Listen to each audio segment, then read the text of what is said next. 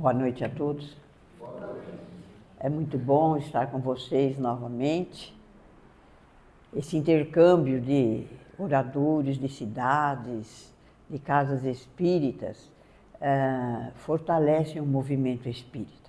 Aqui mesmo tenho amigos queridos, então sempre que eu venho aqui, para mim é uma alegria muito grande. E daí o meu agradecimento. Quero aproveitar já e abraçar todas as mães. Hoje é um dia que se comemorou o nosso dia, né? Porque eu já sou até avó, então sou mãe duas vezes, dizem, né?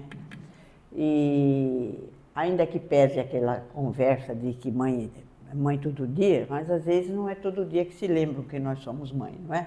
Então um dia é sempre bom. É sempre uma oportunidade da gente estar juntos, da gente se abraçar, da gente reconhecer. É muito bom. Se a gente souber aproveitar, ter um outro olhar, vale, certo? Então, todas as mães e vovós sintam-se abraçadas fraternalmente por mim. A nossa reflexão desta noite, nós a tiramos do capítulo 15 do Evangelho segundo o Espiritismo, que tem por título Fora da caridade não há salvação. E dentro deste capítulo, nós pensamos ali um trecho que fala da verdadeira caridade, do amor e as obras, não é? E neste capítulo do Evangelho, nós encontramos a primeira epístola de Paulo aos Coríntios, não é? E que diz assim, nós vamos neste momento só um trechinho dela, porque é em cima dela que nós vamos refletir. E ainda que eu distribua todos os meus bens entre os pobres, e ainda que eu entregue o meu próprio corpo para ser queimado, se não tiver amor, nada disso me aproveitará. Então, partindo deste pequeno trecho que faz parte da primeira epístola de Paulo aos Coríntios, nós damos início às nossas reflexões, lembrando que tempos atrás, mas bastante mesmo distante, um monge alemão de ideias muito esquisitas para a sua época, dizia aos seus seguidores que as boas obras não fazem o homem bom, mas o homem bom é que faz as boas obras. Esse monge era católico e, com essas palavras, ele estava, na verdade, dizendo que ele acreditava de que o homem poderia encontrar a salvação para a sua alma, não da forma que a Igreja Católica pensava, pregava e realizava e agia. Então, este monge, que era católico, alemão, ele referia-se, quando dizia assim, que a ideia vigente em sua crença de que poderia o homem encontrar a salvação para a sua alma realizando muitas obras materiais, fazendo grandes doações para a igreja, era totalmente contrário àquilo que Jesus pregou. Ou seja, a Igreja Católica naquela época fazia acreditar que a salvação, o perdão dos pecados, um lugar garantido ao céu, seria obtido mais rápido e facilmente quanto maiores fossem as doações a ela destinadas. E esse monge, embora católico, não concordava absolutamente com essa ideia, com esse conceito de caridade, né? E ele contrapunha-se a essa doutrina da Igreja, né, com muita veemência, com todo o rigor. Ele pregava ali, paralelamente a esta forma de entender a caridade da Igreja Católica, ele pregava uma ideia exatamente o contrário. Se quiseres dar algo, orar ou jejuar, aconselho-te a não fazê-los achando que é para teu bem, tua salvação, mas age desinteressadamente para que os outros possam desfrutar disso. Faz aquilo tudo que você pode e acha que é bom em benefício deles e não seu, e serás assim um verdadeiro cristão. Quem era este monge que se contrapunha à ideia da salvação através da doação de bens materiais apenas e tão somente? Martinho Lutero, que viveu entre 1483 e 1546. E o interessante é que Martinho Lutero fundamentou toda a sua magnífica obra nas cartas do apóstolo Paulo. Lutero veio depois, né? Muito depois. Pode até nos parecer estranho que Paulo de Tarso tenha se ocupado desse tema desta forma que Martinho Lutero já defendia, né, há mais de 2000 anos.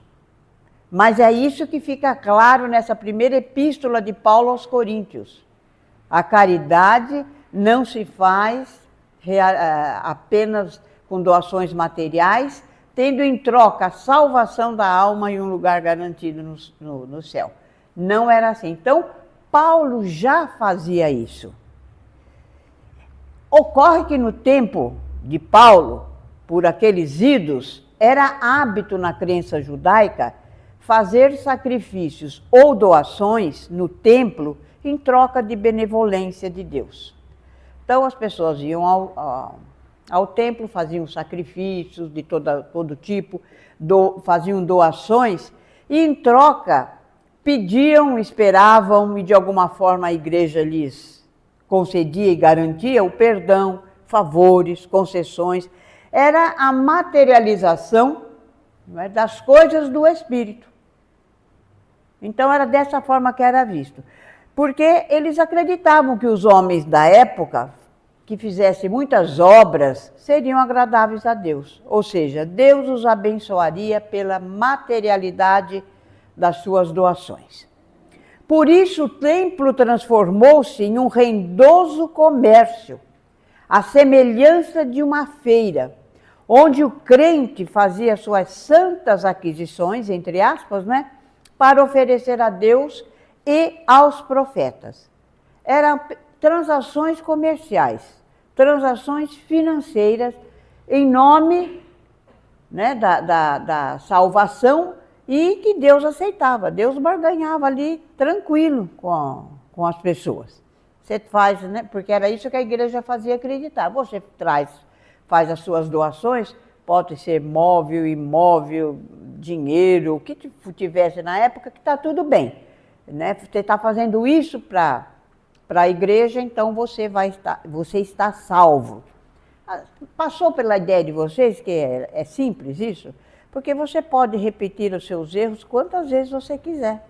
Né? É só, sei lá, doar. Pronto, você doou uma vez, você quitou a dívida. Você repete o erro, vai lá, dá outra coisa, quita a dívida. Você está sempre quite, né? Simples, sem fazer mudança nenhuma, apenas, né, doando alguma coisa. Que a gente faz até hoje também, não é? Tem certo resquício ainda desse tempo, não é mesmo? Por isso que o templo transformou-se em um rendoso comércio.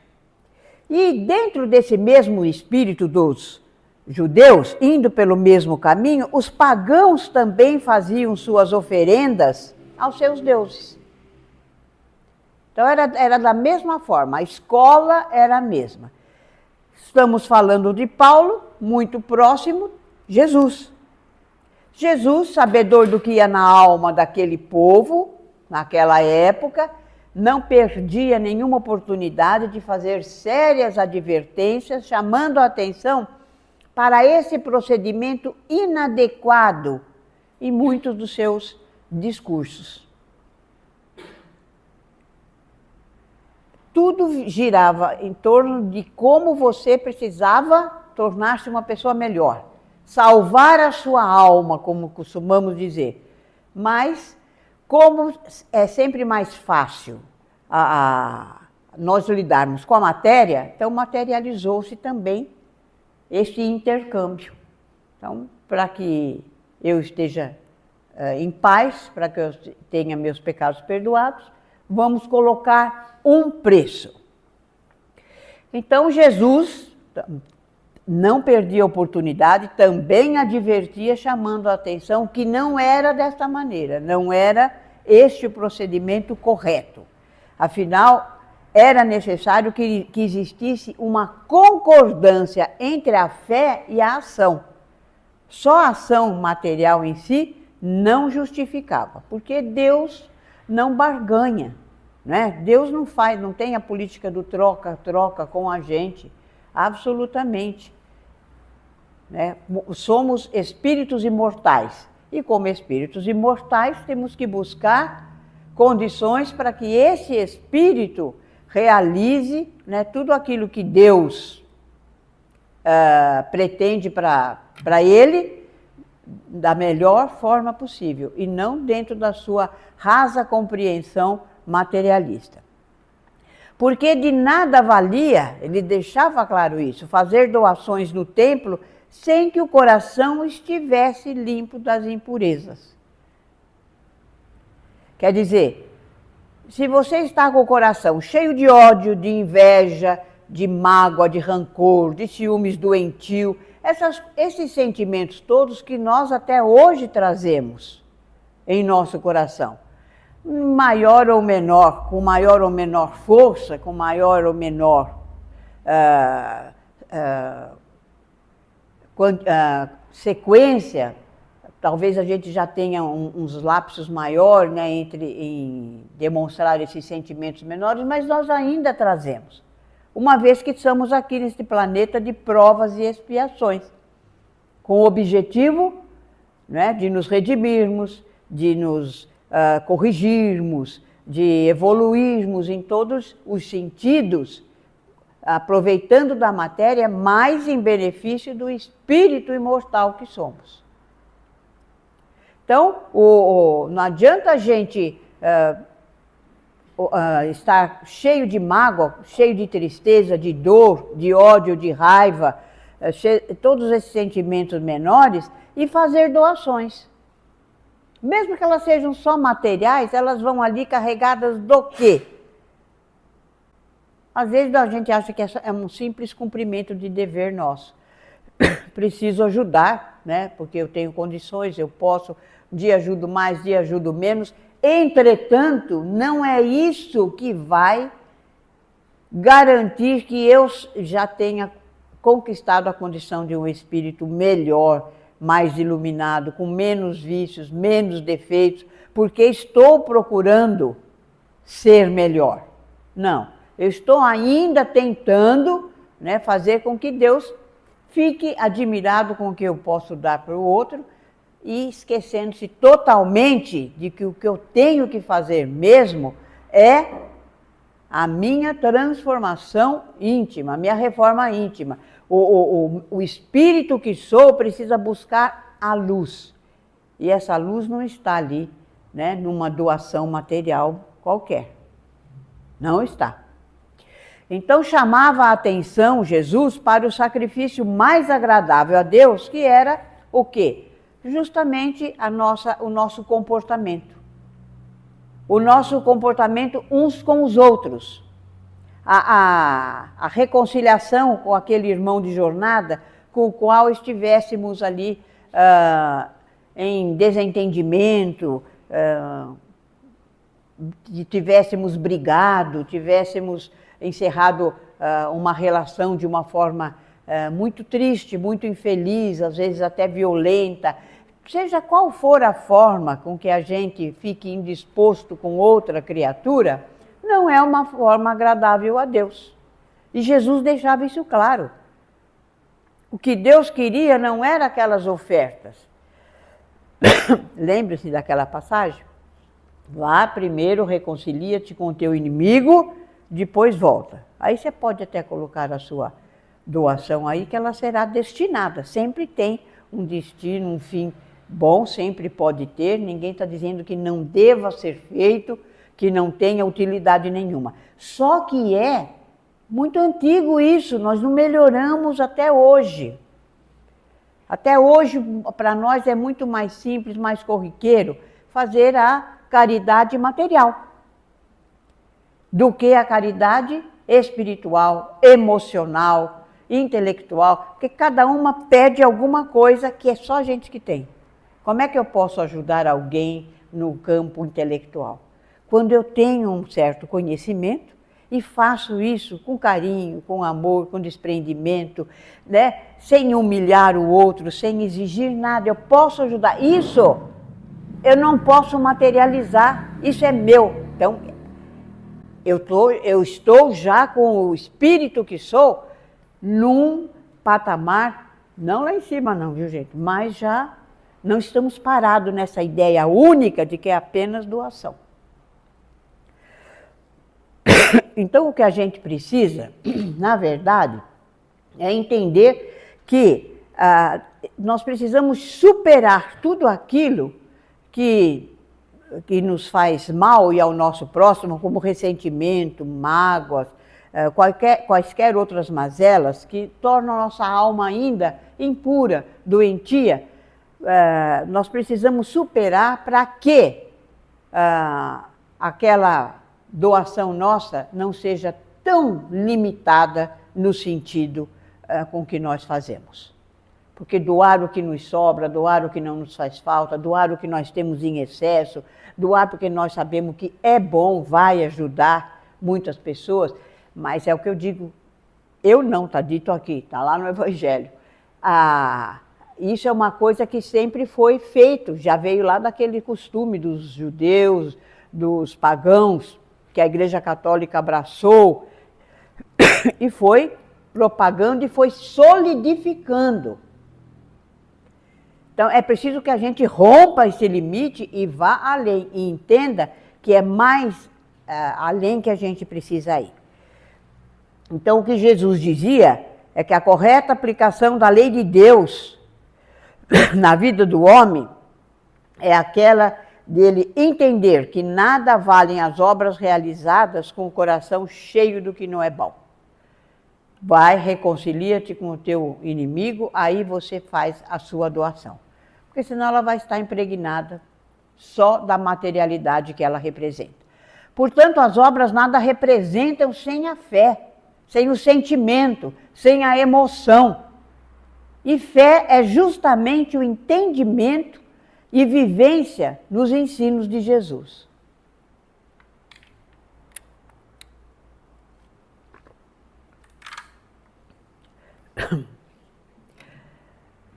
Paulo, o apóstolo, foi o discípulo que mais compreendeu a doutrina de Jesus. Tanto que em uma de suas epístolas aos Coríntios, ele discorre com maestria sobre a caridade, que é o amor em plenitude. Essa é a verdadeira caridade. Aquela que é realizada com amor, o amor em toda a sua plenitude.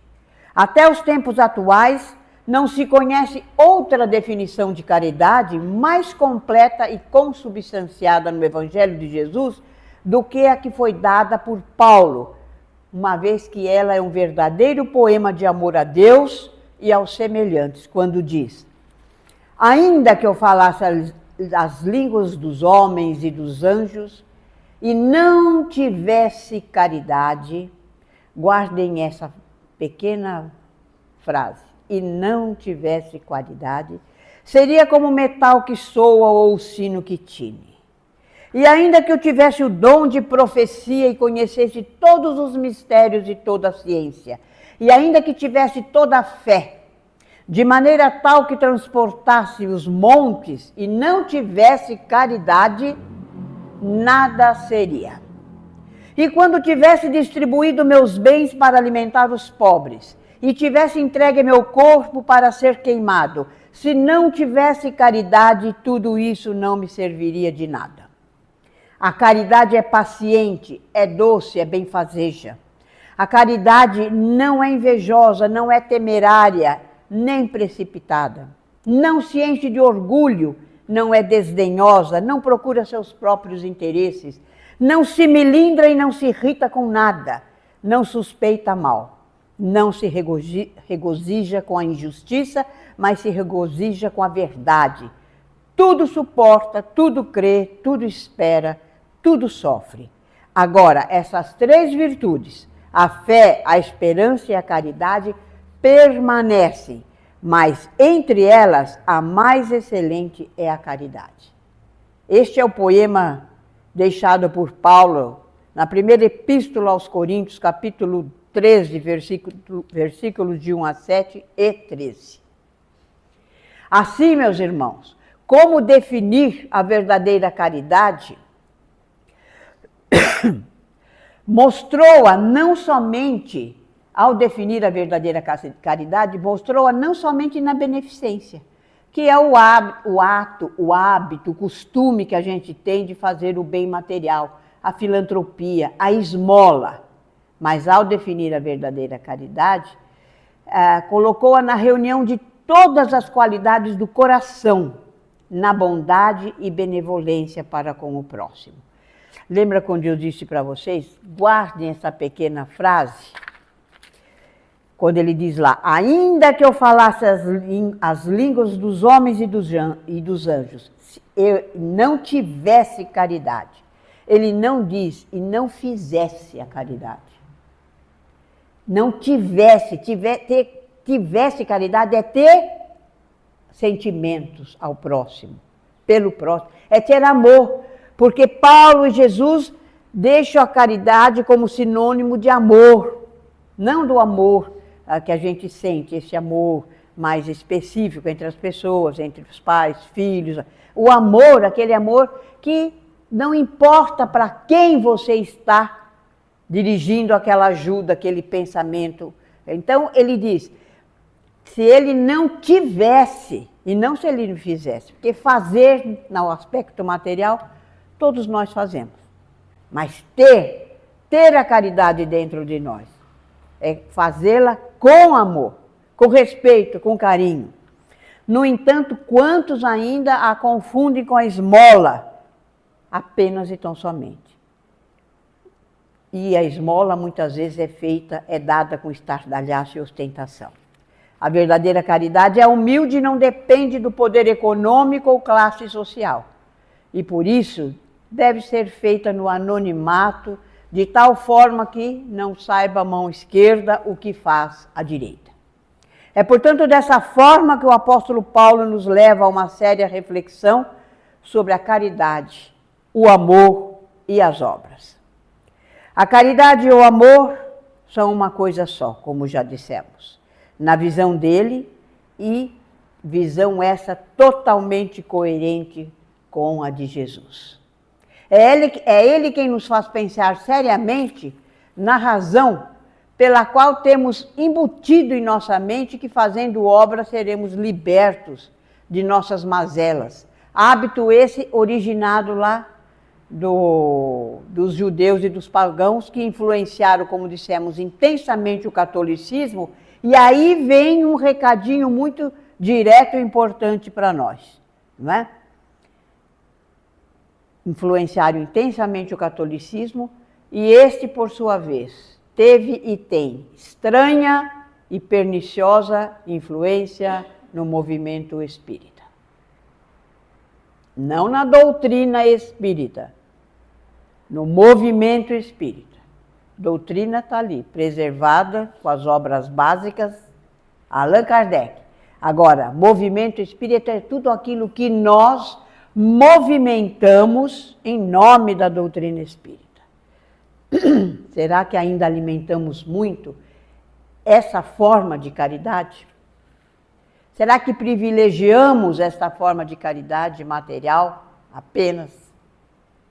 Será que já estamos revestindo-a daquele conceito de Paulo e de Jesus? Porque todas as casas têm os seus trabalhos louváveis, não resta a menor dúvida. Mas será que já despertamos que ele precisa ter uma outra compreensão? Uma outra dimensão? Que não aquela pura e simplesmente de aplacar as necessidades materiais. sejam de doença, seja de moradia, seja de roupa, seja de alimentação, seja lá do que for. Então nós precisamos ficar muito atentos, porque podemos também estar alimentando, como ainda se alimentam muitas outras escolas religiosas, apenas da caridade material. A doutrina das obras como meio para livrar o homem de suas responsabilidades com as leis de Deus tem levado muitos a percorrer caminhos equivocados, quando se esforçam para realizar feitos materiais ditos de caridade, mas esquece-se da caridade maior, que é auxiliar na libertação do espírito das peias da ignorância. Quanto que nós trabalhamos para nos libertarmos da nossa ignorância com relação à nossa realidade espiritual? Quanto que nós colaboramos para libertar os espíritos com os quais nos relacionamos das peias da ignorância? Não é da ignorância só intelectual, não, certo? Das ciências, da intelectualidade. Do espírito, das coisas do espírito que nós nos referimos aqui. Ignorância justamente disso. Como é que Jesus via e pregava? Como é que Jesus via, pregava e vivenciava? Como é que Paulo lá adiante, lá bem atrás, já percebeu e já esclareceu como é que deveríamos definir, conceituar e realizar a beneficência, a caridade. Por isso, fiquemos atentos conosco mesmo, para saber como estamos entendendo e praticando a verdadeira caridade. E em que período da nossa atual existência a reservamos para ser exercida. Como a gente ainda trabalha mais a caridade nesse sentido de doação material, geralmente a gente deixa para depois, porque quando a gente é novo, a gente precisa, né, e quer trabalhar, estudar, viajar, constituir família. Vocês percebem? A gente está sempre privilegiando a parte material da nossa existência terrena. Porque a gente pode trabalhar, estudar, casar, constituir família, cuidando do espírito imortal que somos. Porque é ele que vai ganhar, reservar, né, os frutos desse nosso esforço ou não. Mas como a gente ainda pensa mais em termos materiais, a gente deixa para quando? Para quando a gente deixa, a gente vai pensar bastante nos outros e fazer a caridade material? Para quando a gente aposentar, porque aí eu vou ter tempo, né? Ou para quando eu ganhar na loteria também, né? Porque aí eu vou tirar a parte que me cabe e o que sobrar um pouquinho eu prometo que eu vou dar, eu vou ajudar. Não tenhamos dúvida disso, vou sim. Ixi, aí é fácil, né? Então, nós precisamos, na verdade, meus irmãos, nós precisamos, na verdade, abrir os olhos. Tudo a gente encaixa no Evangelho de Jesus. E isso também. Olhos de ver e ouvidos de ouvir. Sempre já. Nós não estamos vivendo aqui, não é, esse é o nosso presente? Quem conhece o nosso futuro? Ninguém. O amanhã? Ninguém. Então, nós precisamos ter cuidado, né, para não ficar preso a essa noção de que caridade é quando a gente tiver um tempo de sobra e condições de sobra. Porque se a gente for analisar essa doutrina das obras, de que fazendo obras, doando coisas, seja o que for, certo? Comida, remédio, roupa, imóvel, dinheiro, seja o que for. Essa doutrina das obras, ela faz um trabalho sutil que a gente não se dá conta. É por isso que a gente repete até hoje, né, esse tipo de caridade. Poucos percebem muito poucos vislumbram este trabalho sutil que a doutrina das obras faz. Mas ele é desastroso para a evolução do espírito.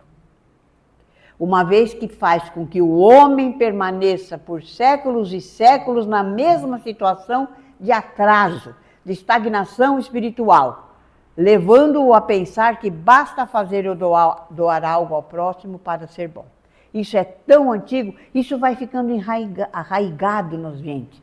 Isso é uma encarnação, é outra, é uma família, é outra, é uma religião, é outra, todas convergindo para este conceito equivocado, né, da verdadeira caridade, que deve ser sinônimo de amor. Amor e obras? Não. Amor nas obras. Por outro lado, o comodismo milenar do homem o atrai com muita facilidade para essa frágil filosofia. Pois se basta fazer ou doar alguma coisa para ser bom, não haverá necessidade de um esforço maior para a superação dos entraves que o espírito traz, principalmente o orgulho e o egoísmo, que são aquele alicerce, né, que nós insistimos em alimentar. É um alicerce forte que nós fizemos. Orgulho e egoísmo. E a gente precisa, então, fazer o quê? Reformar. É a reforma íntima. Não é esse alicerce que a gente quer. Orgulho e egoísmo. Com certeza. Mais adiante, após Paulo e Lutero, Kardec retira completamente o véu dos mistérios que ainda reinavam na interpretação da doutrina de Jesus. Quando ele vem e diz que o verdadeiro espírita, bem como o verdadeiro cristão, pois um e outro são a mesma coisa, é aquele que luta incessantemente para vencer as suas más inclinações. Não adianta eu viver 50, 60, 70, 80, 100 anos, né, achando que bastou eu ter ajudado em todas as campanhas, se eu não me esforcei em nada por essa campanha que deve ser contínua comigo mesmo, da reforma íntima. Põe assim por terra, Kardec, a doutrina das obras, desnudando o caminho pelo qual o ser encontra o equilíbrio. Sem essa compreensão, os homens ainda palmilharão por muitos e muitos anos os caminhos da dor, fazendo obras apenas com a intenção de angariar benesses no céu. Barganha com Deus. Eu dou porque eu tenho certeza que o Senhor não vai me deixar faltar. Eu dou porque eu tenho certeza que o Senhor está vendo que eu sou boa, sou de boa gente, estou dando as coisas para os outros. É uma barganha constante e a gente diria inocente, nossa, com Deus. E uma dose considerável de ignorância, porque não buscamos conhecer. Né? Seguimos o mesmo caminho, não falamos lá agora há pouco? Os judeus, aí os pagãos pelo mesmo caminho, católicos pelo mesmo caminho e espírita também, pegando o mesmo caminho, se não ficar esperto. Certo? Então, na verdade, a doutrina do Jesus nos ensina que as obras são um fim em si e não um meio de chegar a Deus. O homem bom, renovado, que luta com sincera humildade para vencer-se em suas dificuldades de espírito imortal, é quem faz as boas obras. E as realiza porque encontra prazer nisso, felicidade. O seu coração fica manso, seu coração fica repleto de alegria, porque ele compreende o verdadeiro sentido da vida, que é o de servir e não o de ser servido, conforme ensina Jesus. Assim, sentindo-se tocado de compaixão pelas misérias humanas, ele vai ao encontro daquele que sofre não apenas de fome, de frio e outras coisas, mas também o ampara, o protege, o ouve.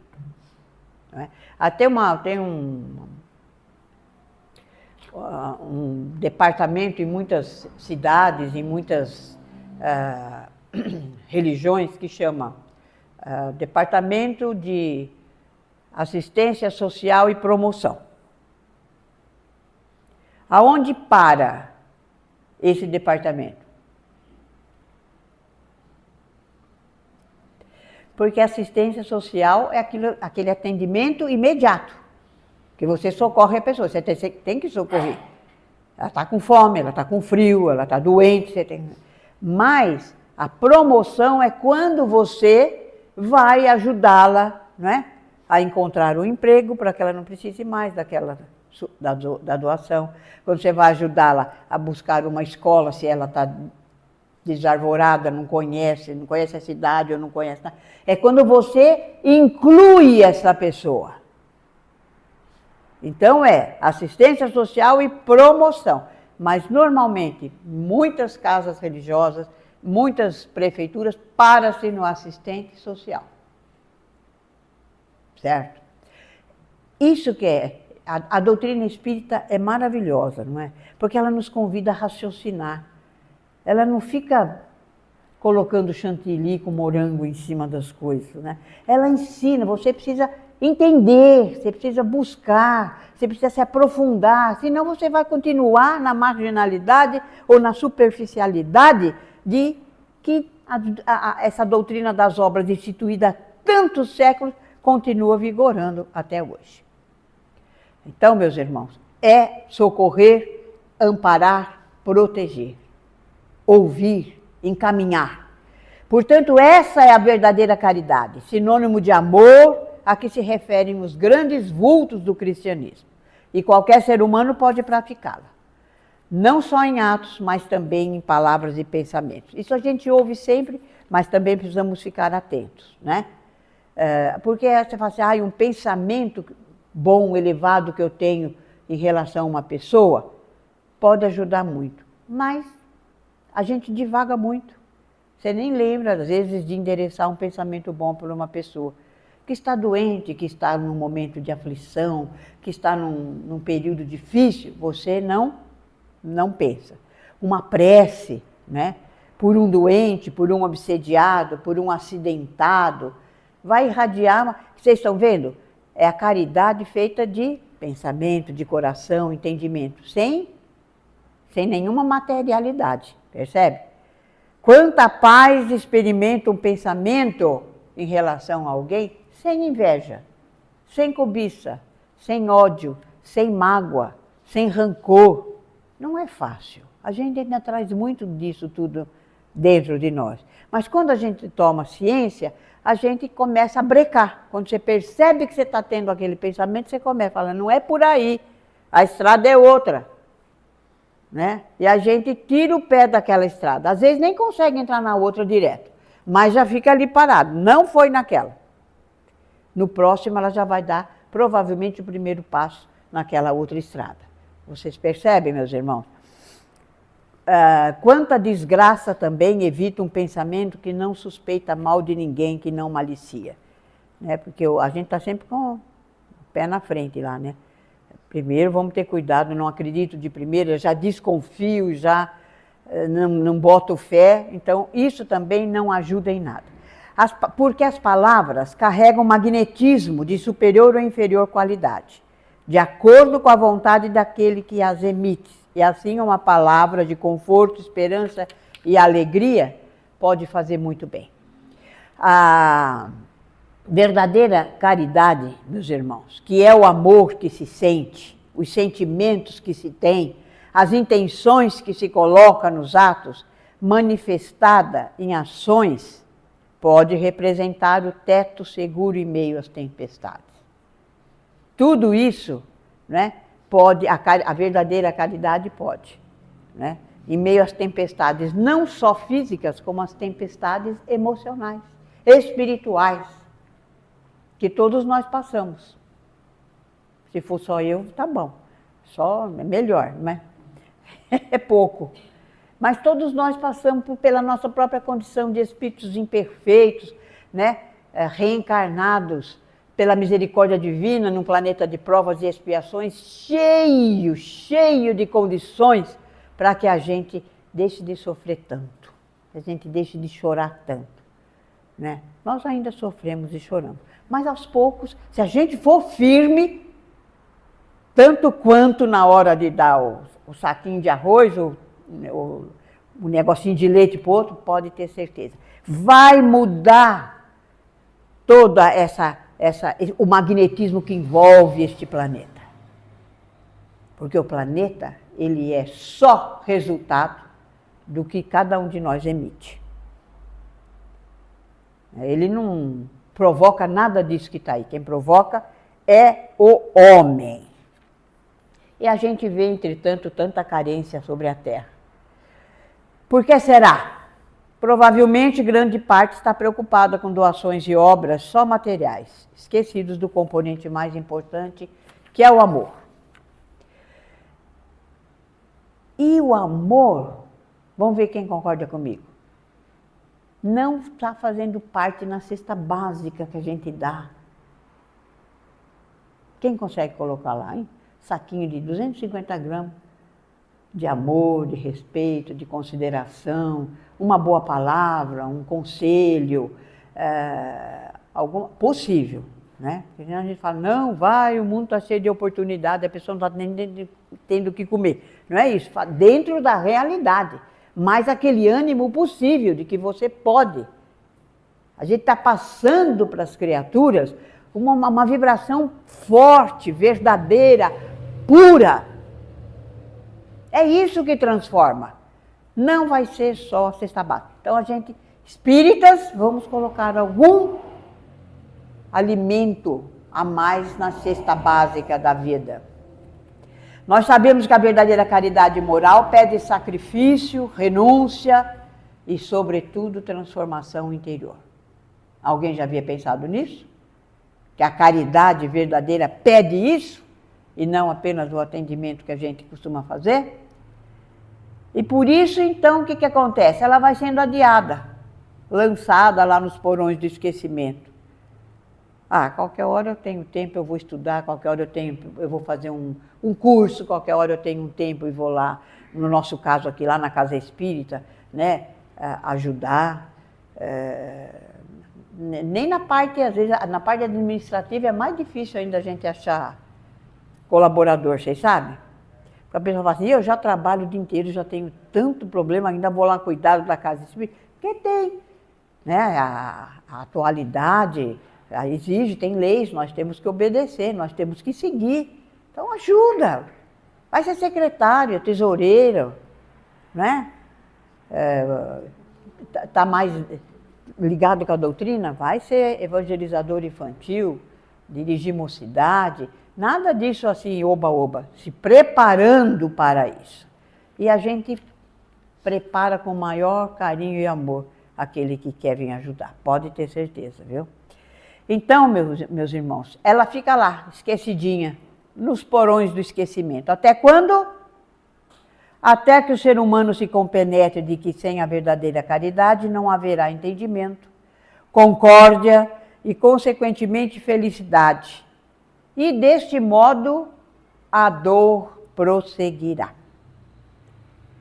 É nossa escolha, é de cada um a vontade, o esforço, o livre-arbítrio para tornar-se uma nova criatura, um homem de bem, ou seja, a firme decisão de querer ser bom e não apenas parecer ser bom. Portanto, resta-nos lutar firme e conscientemente para alcançar a maturidade moral e espiritual, sob pena de continuarmos na amarga e triste ilusão de que, realizando obras, estaremos com o bilhete assegurado para entrar na plenitude da vida espiritual. Vamos junto nessa? Um lembra o outro, certo? Um cutuca o outro. Olha que você está pondo o pé na estrada equivocada. E assim, e o bom é que nós não estamos sozinhos, né? Temos os nossos guias protetores, temos aquele que se fez caminho, verdade e vida, temos esta doutrina que esclarece e consola. Olha que apoio, que amparo, não é? Que tudo isso nos ajude. Um grande abraço fraterno a todos vocês, uma noite de um sono tranquilo e reparador e uma semana maravilhosa, abraçados por Deus, por Jesus, por todos os nossos amigos espirituais que tão generosamente continuam do nosso lado. Muito obrigado, boa noite.